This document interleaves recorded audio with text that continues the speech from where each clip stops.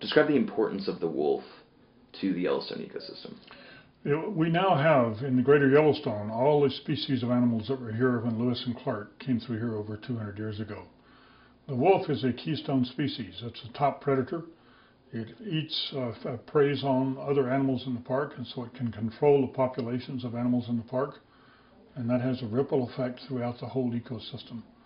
So it is a crucial species in terms of maintaining a balance, an ecological balance in greater Yellowstone. Mm-hmm. The coalition's going on this trip today. Describe the potential economic implications of the wolf.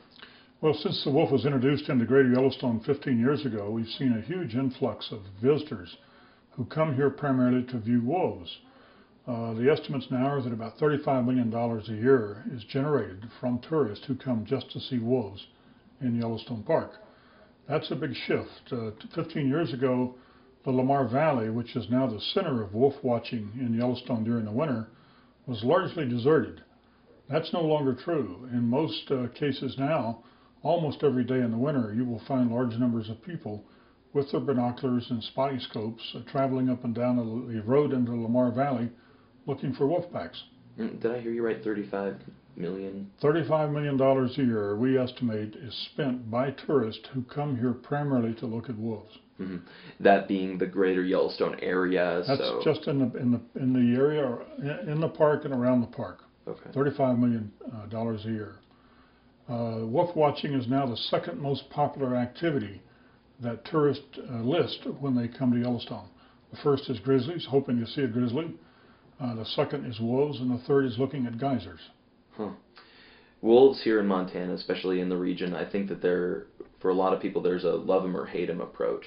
But one way or another, they're certainly a part of our Western identity, aren't they? They are. They're here to stay. In the last 15 years, since we reintroduced the wolf, the populations have expanded dramatically. We now have, in the three-state recovery area, some 1,650 wolves. In greater Yellowstone, which is part of that region, there are about 500 wolves. We think there are about 116 in Yellowstone Park right now. And that has been a major change for all of us.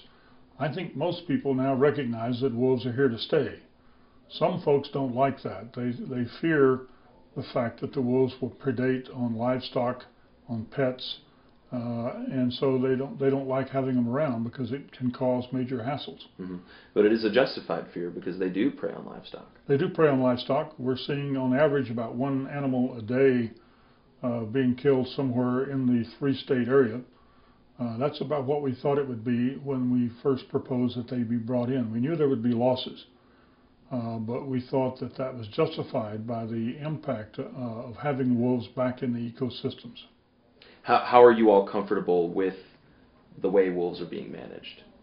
Well, we're not very comfortable right now. The U.S. Fish and Wildlife Service has proposed that the wolves be delisted and no longer be protected under the Endangered Species Act. So we're in court challenging that. It's not because we don't think that wolves have successfully repopulated the area. They have. Our concern is that the Fish and Wildlife Service is not managing the wolves as a unitary, as a single unit across the three states. They're allowing each state to have its own management approach, and we don't think that makes sense. Wolves don't pay any attention to state boundaries. We think if we're going to have wolves in this region, they should be managed consistently across the three states, and that's not happening right now. I see. The argument would be, from the other side, is that federal management of these type of species maybe isn't as reactive as it needs to be and doesn't deal with certain specific areas like where, say, ranchers are dealing with more predation and that, you know, having a hunting season there. I mean, the State Fish, Wildlife, and Parks says, you know, calls last year's hunting season of wolves a success and believes that they are managing wolves in an appropriate way to balance all the competing interests. Like, you mean livestock, people in the area, ranchers, as well as trying to keep the species alive. But you say it's more important that there's a contiguous balance between Well, we think ultimately the states should be given the right to manage the wolves, but the three states ought to have some agreements on how they manage these animals so that a state is not dramatically changing its management compared to the state next to it. These animals roam freely across the 3 states, and they need to be managed as a coherent group. So we think the federal role is to set up a federal plan that makes sure there is some consistency. If that happens, and we can be sure that the wolves will not be decimated by each state, then we think the state should be ultimately given the right to manage the wolves. But let's make sure that there's a floor of numbers. Let's make sure that we can be reasonably sure that wolves will be here 100 years from now. If we can create a plan that does that, then we think the states ought to be managing the wolves over time. We're not against wolf management by states. We want to make sure the plan actually works. I see. I guess I'm asking what you would like to see ultimately, because it sounds like what you said, that we want the states to be managing the wolves, but we want them to be managing them consistently with each other.